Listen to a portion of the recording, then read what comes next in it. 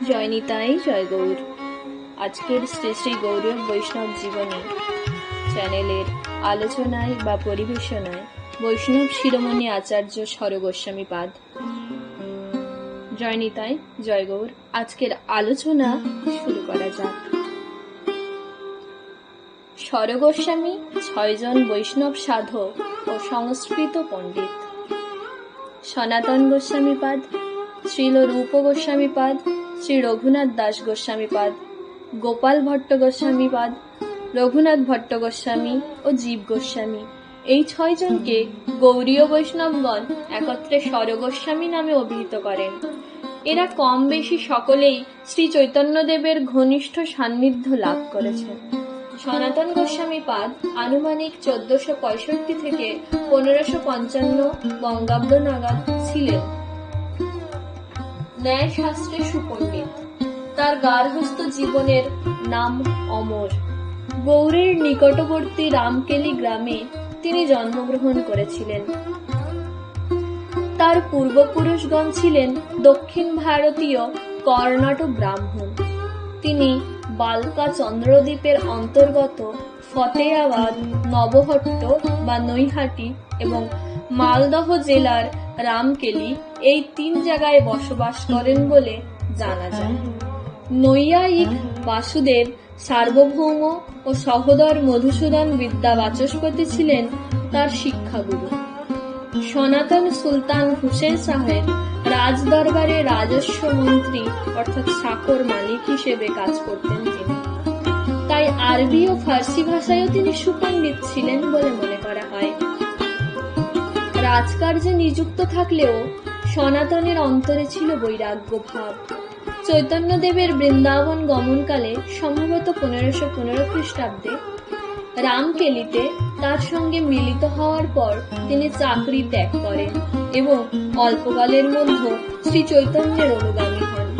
এই সময় থেকেই তিনি সনাতন নামে পরিচিত হন। চৈতন্যদেব নীলাচলে যাওয়ার পথে কাশীতে 2 মাস অবস্থান করেন।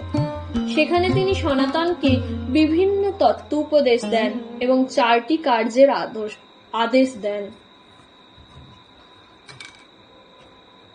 ভক্তি গ্রন্থ রচনা, ভক্তি ও সদাচার প্রচার, লুপ্ত তীর্থ উদ্ধার এবং শ্রী বিগ্রহ সেবা প্রকাশ। এরপর থেকে সনাতন বৃন্দাবনে অবস্থান করেন এবং বৈষ্ণব ধর্মকে একটি তাত্ত্বিক ভিত্তিতে প্রতিষ্ঠিত করেন।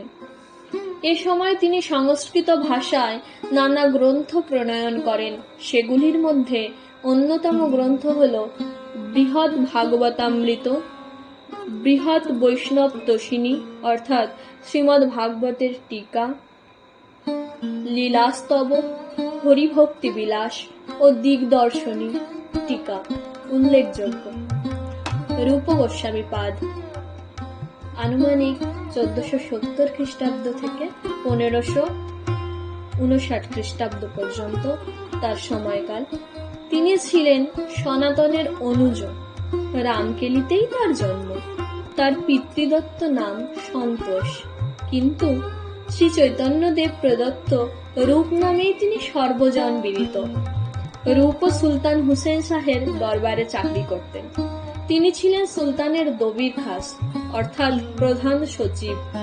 রূপ গোস্বামী বাল্যকাল থেকেই ছিলেন কৃষ্ণ ভক্ত।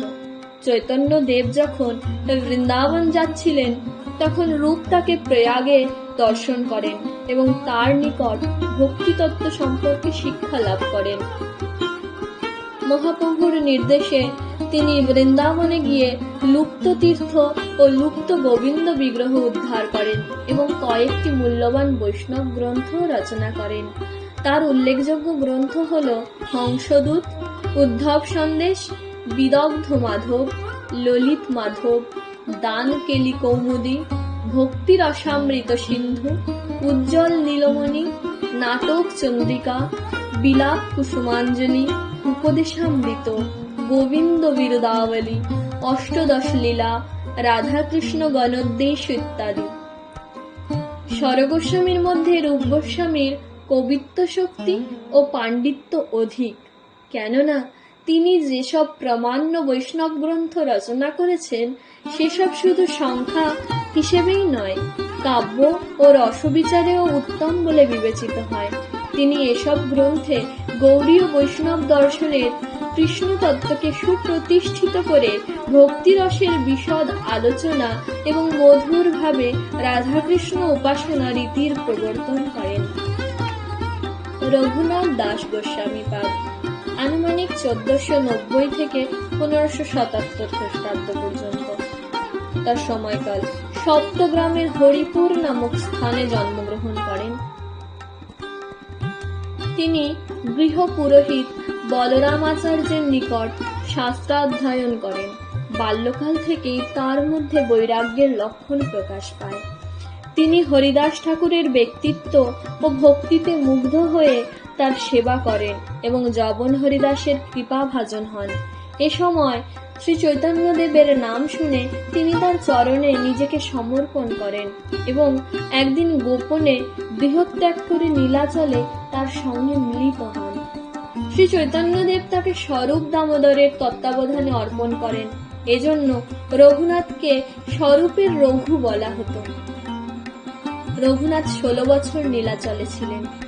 শ্রী চৈতন্য ও স্বরূপ দামোদরের তিরোধানের পর তিনি বৃন্দাবনে রূপ সনাতনের আশ্রয় গ্রহণ করেন।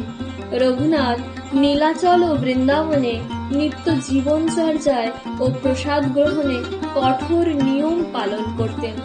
তিনি রাধাকুণ্ড ও শ্যামকুণ্ড উদ্ধার করেন এবং রাধাকুণ্ড সংস্কার করে বাকি জীবন সেখানেই অতিবাহিত করেন। শেষ জীবনে তিনি আহার নিদ্রা বর্জন পূর্বক রাধাকুণ্ডের তীরে বসে সর্বদা রাধা কৃষ্ণ নাম জপ করে নিঃসঙ্গ জীবন যাপন করেন। তার আচরণ ও ভজন নিষ্ঠা গোস্বামীদের মধ্যেও অতি বিরল। রঘুনাথ দাস রচিত উল্লেখযোগ্য কয়েকটি গ্রন্থ হল মুক্তাচরিত, স্তবাবলী, দানচরিত বা শ্রী দান পেলি চিন্তামণি, মনোশিক্ষা, সুরাবলী, শিক্ষা পটল, শ্রী নামচরিত ইত্যাদি। শ্রীল গোপাল ভট্ট গোস্বামীপাদ আনুমানিক 1500 থেকে 1585 খ্রিস্টাব্দ দক্ষিণ ভারতের অধিবাসী ছিলেন।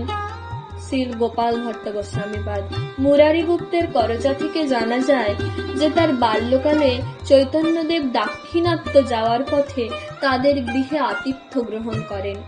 তখন শ্রী চৈতন্যদেবের প্রতি তার ভক্তি দেখে পিতা ত্রিমল ভট্ট মতান্তরে বেঙ্কট ভট্ট পুত্রকে চৈতন্যের চরণে সমর্পণ করেন। শ্রী চৈতন্যদেব তাকে আশীর্বাদ করেন এবং তারই আদেশে পিতামাতার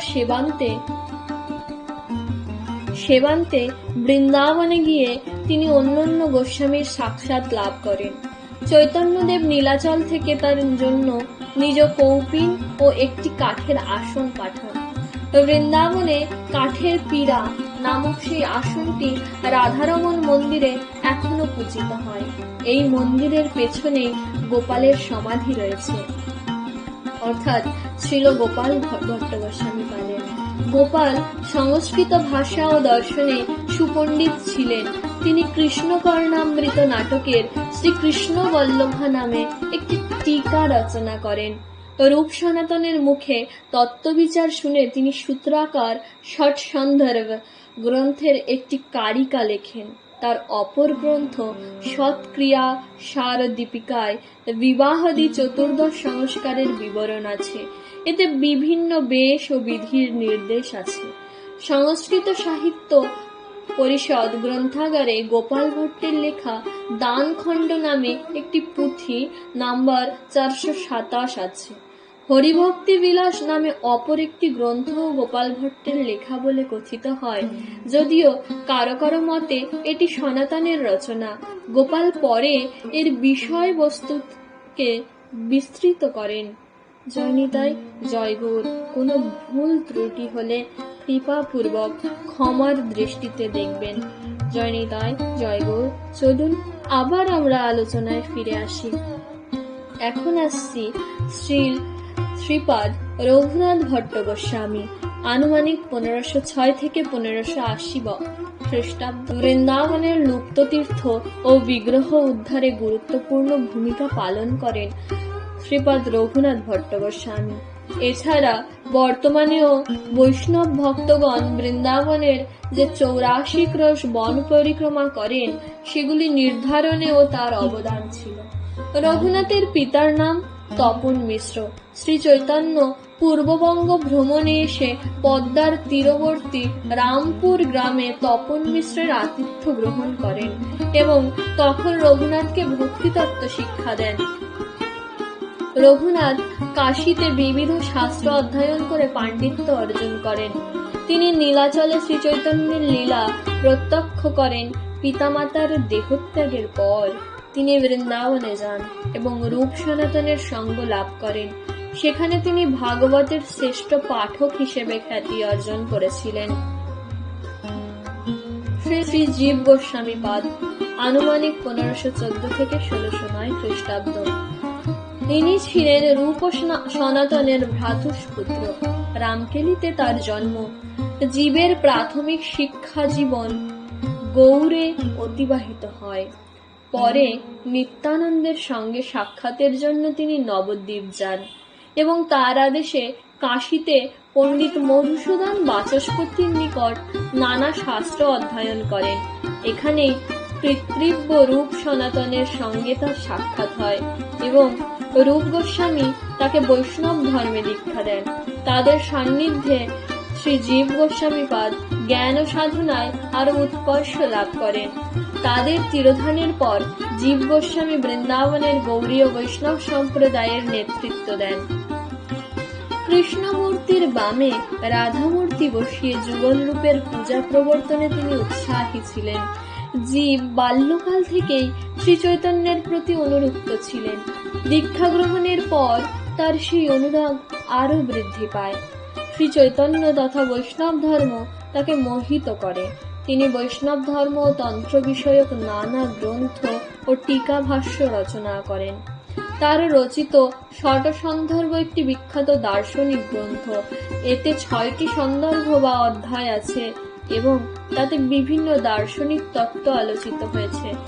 শ্রী জীব গোস্বামীর আরো কয়েকটি গ্রন্থ হল গোপাল চম্পু, হরিনামামৃত ব্যাকরণ, ধাতুসূত্র মালিকা, মাধব মহোৎসব, সংকল্প কল্পদ্রুম ও সার সংগ্রহ। এছাড়াও তিনি উজ্জ্বল নীলমণি, ভক্তিরসামৃত সিন্ধু, গোপাল তাপনী ও ভাগবতের টিকাও রচনা করেন। জয় নিতাই, জয় গৌর। আজকের শ্রী শ্রী গৌড়ীয় বৈষ্ণব জীবনী কথা প্রসঙ্গের আলোচনা এই পর্যন্তই সমাপ্ত হচ্ছে। ভালো লাগলে আপনারা অবশ্যই আপনাদের মতামত ব্যক্ত করবেন। জয় নিতাই, জয় গৌর।